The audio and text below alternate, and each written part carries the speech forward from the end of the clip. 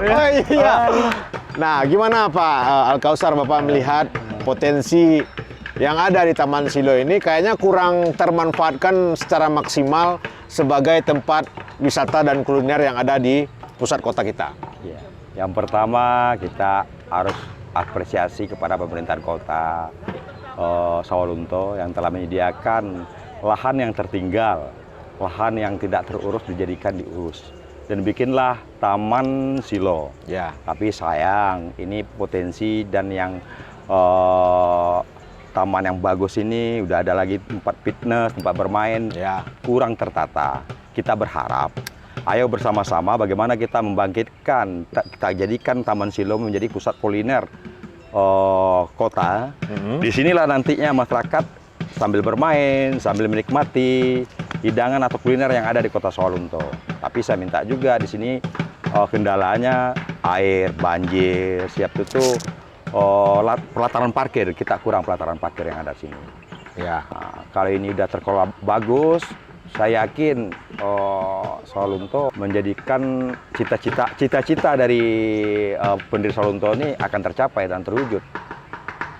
Nah, karena ini peninggalan yang sangat kita syukuri. Dengan peninggalan Belanda, kita mendapat Kota warisan dunia. ya, dari kota UNESCO. warisan dunia. Berarti ini selain Sawalunto ini Pengakuan, sudah ya. dikenal di dunia, bukan Ya, Sawalunto dan Indonesia aja lagi. Tinggal bagaimana keseriusan kita. Kita berharap nanti mungkin dengan kita bersama-sama membangun ini, kita yakin Taman Silo oke, mantap dijadikan untuk kawasan kuliner kota Sawalunto. Nah, tips untuk memilih sebuah usaha kuliner kan ada beberapa syarat yang harus dipenuhi, ya kan. Yang pertama itu mungkin lokasi usaha yang mudah diakses, Pak Alkausar. Kemudian tempat parkir yang cukup. Ya, Ya. Kemudian harga sewa dan Standar. tanah yang terjangkau, ya kan. standar. Kemudian lokasi bisnis, lokasi yang intelijen, artinya tempat yang mudah dijangkau oleh masyarakat. Nah, gimana nih Pak Alkausar melihatnya? Kalau saya lihat lokasi ini sangat strategis betul. Gampang dijangkau, gampang diakses. Cuman kendala memang yang seperti dibilang tadi, istilahnya parkir. Parkir dan MCK-nya. MCK-nya ada tapi air susah.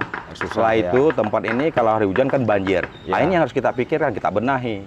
Setelah itu kita minta kepada instansi yang terkait, Ya. bagaimana kita membuat standarisasi harga. Karena bincang-bincang saya dengan pengunjung-pengunjung yang ada di sini, kita nggak harga di sini ini kadang-kadang membingungkan pada pengunjung. Ya. Ibarat istilah saya pakai Sawalunto ini harganya harga langkang. Nah, itu. Jadi kita bikin standarisasi harga, orang nyaman berkunjung, orang nyaman berbelanja, dan orang akan menikmati kuliner Sawalunto yang saya rasa tidak kalah dengan daerah-daerah lain. Nah, saya pikir juga ini perlu sentuhan dari pemerintah, artinya dinas terkait seperti dinas pariwisata, dinas perdagangan, ya berkolaborasi untuk, termasuk juga dinas LH dan pertamanan ya Pak ya, Ya. untuk lebih memaksimalkan potensi ini supaya lebih terekspos gitu. Nah ini bagaimana nih Pak?